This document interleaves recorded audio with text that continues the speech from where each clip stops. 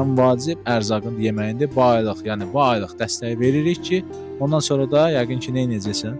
Özüm işləyib inşallah öz ayağımın üstünə duracağam. Yəni iş barədə də köməklik eləyərəm.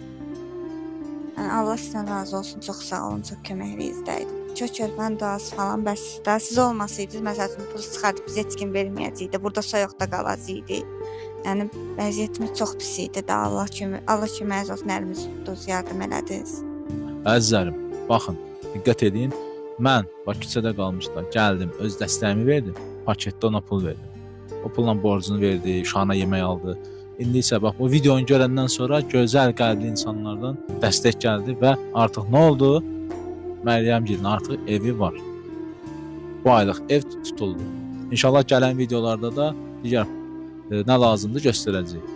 Əsas odur, 300 manat verildi və ev tutuldu. Var olasın.